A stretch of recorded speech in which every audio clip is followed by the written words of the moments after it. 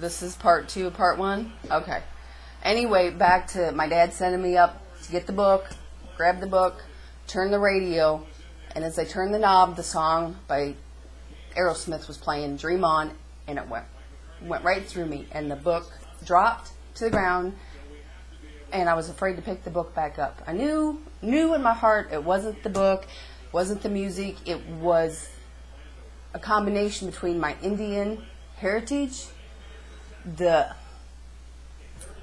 and the music, and I was still afraid to pick the book up. I kicked it under the bed, told Dad I shut the radio off, but I didn't know where the book was at. And probably 3-4 months after that happened, my older brother, whom I write about in my book, the song Sister Christian, has to do with his and my relationship. But anyway, he went to a concert. I forget who. I think it was Molly Hatchet, maybe not. But I know Ted Nugent for sure. He come in pretty plastered, smelling of booze, and he'd bought me a T-shirt. My tightwad brother, who doesn't come off nothing, had bought me a T-shirt. And he's drunk, got me in his arm, dangling the T-shirt. It's just like I was a rat and it was a piece of cheese, and telling me how it had hit him that there was something more to the music, and da-da-da-da-da. And I'm thinking, yes, finally, somebody else who feels it. Somebody like me, da-da. So next morning, I finally get the shirt. He passes out. Next morning, I go into his bedroom and like, thanks, Buzz, for the shirt. I'm buying no stinking shirt. I run to the bedroom, got it, showed it to him. His mouth dropped open. He reached in his pants pocket, counted his money. He goes, I did buy you a shirt. And it's how I know is there a God in heaven, because he bought me a girl's shirt. It had crop sleeves and all the sparklies on it. And he couldn't be an Indian giver and take it back. And then, I don't know when I was introduced to AC/DC and heavy metal, but oh Lord, did it scare the crap out of me. I used to run. My brothers used to go, come here and watch what a freak my sister is. They would sneak up on me and hit the button where it was play, and the movie Jumanji, where Robin Williams' character drags Bonnie's character back in to finish that game, and she leaps over the couch and runs. That's what I used to do. And I don't know why I was so afraid, but I can remember breaking Mom's dishes when he snuck up behind me in the kitchen and had AC/DC Highway to Hell, and I slammed those plates into the cupboard and run outside, and I'm breathing by the lilac bush. Breathing. And it was then that I realized the music can't hurt me. What was I running from? And my brother don't remember that, but he remembers waking me up Christmas morning with Iron Man. And I don't remember that. He still laughs about me flying up off the couch and running. But there's something there, and I just can't explain it. And I will say that when I've been to the place where the rivers and the trees and our animals are with us, when I departed there one time, somebody was with me, and they suited up into this suit of skin. And on the forearm was this cross. And as they started zipping it up with this yellow and red zipper, it got blurry. And they kept saying, suit up, you're departing in two. Suit up, you're departing in two. And I was so fixated on this here that it was like, wah, and finally he got my attention and said, you're departing in two. And I woke up with a brilliant flash. And I used to dream, and I knew I was going to see this character again, like I seen both my children before they were born, and yada, yada, yada. And then when I seen he did exist, and he wasn't a figment of my imagination, and it turned out to be Axl Rose, rock god, it just floored me. Still dream about him, and always the dreams were better before I knew who he was. But do these people that I dream about, Bruce Lee, Steven Seagal, Oprah, do they do the same thing? Am I crazy? Am I alone? Do I need help? Well, yeah, we all need help. But everybody says, oh, Guns N' Roses is washed up, da-da-da-da-da, it was all for show and money. Is that the truth? Who knows? Who knows?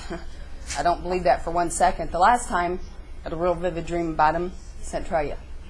Dreamt we were in Harold Alexander's office.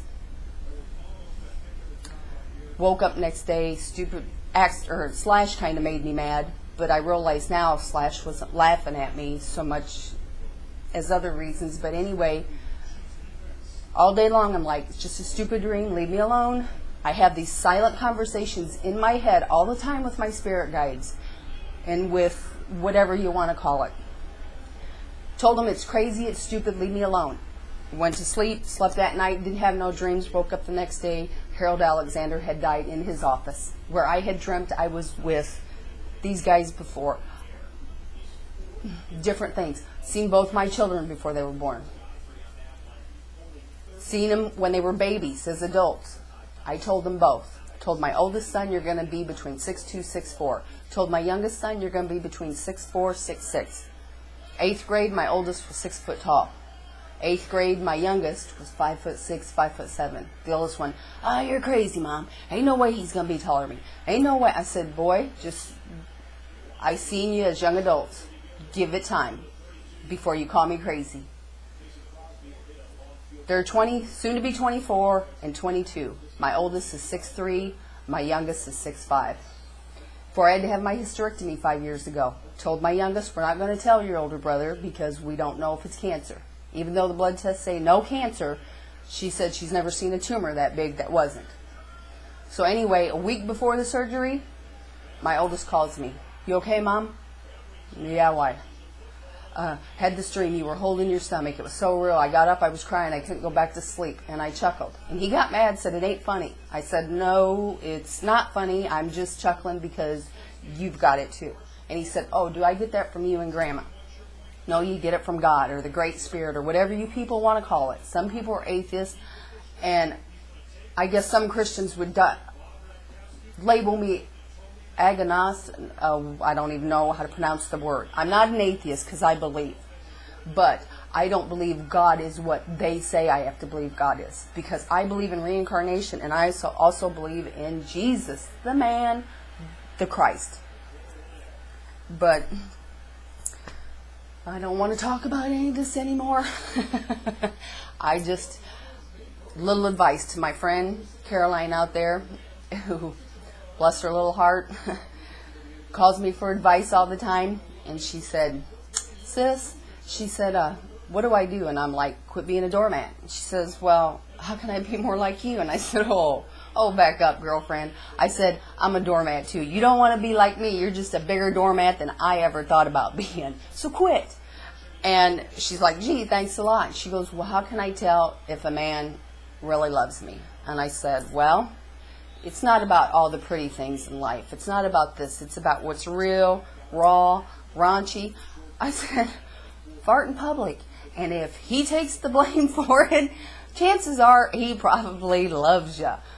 And she's like, Jen, you're sick. But yeah, that's right. I am. And also to you people out there who are viewing this via MySpace, Freddie has set up the MySpace thing for me. I've never viewed it. You know, if you're looking to date, like when he first set it up, I got them inquiries. It ain't happening. I'm married to God. There's a scar right here across my ring finger. And Freddie's my handyman, and I'm done. I'm set in life. I'm good. I just want somebody to say, no, you're not alone. Not the only one to have vivid dreams or prophetic dreams or whatever it is. But just so you know, Freddie mans that, and he's the one who's answering you. He might call and say, hey, Jen, or hey, Phoebe, or whatever, but he's going to sniff you out. The first guy who said he bought my book 6 months ago, I'm like, okay, big red flag. He's a liar. Did not. And what else do I want to get across while I'm here? My few minutes of fame. Oh, yeah. This is what I do to pass my time. I made this little guy. Can you see the little hat where I snagged a tag from a shirt? This is going for a silent auction for a young gentleman. I don't know who it is, but a co-worker's having a benefit for him. He was in the service. Something happened to where he was having problems. The Army discharged him, revoked his benefits. 30-year-old man has to have a heart transplant now. And before they'll even put him on the donors list, he has to have come up with $10,000. So I made this. They're going to auction it off. I just got to drill the little holes and find the little twigs for that. But this is me. This is what I do. My friend Caroline's like, oh, sell yourself. I don't want to sell myself. I just want an answer. Some feedback besides, hey, I'm looking for love because I got all the love I need. What else do I want to say? Do I want to bring up? Oh, I don't know. Miss you, Janet. Pray for you, James, Andrea, Little Hillbilly, oh, Hillary and Bill. Miss you. She's one of my friends who nicknamed me Blonde Girl. That's another whole story about my first, what do I want to say, experience with false teeth. Oh, that was terrible. Nursing home story. But anyway, goodbye to you little YouTubers, and I will get back in touch with you. I will let you know what Miss Davenport's website is when she gets up and running, so you can see the blanket and auction on it. It will go, the proceeds for the blanket will go for Relay for Life, because I help with that when I can. And God bless, and for you who don't believe in God, well, just bless.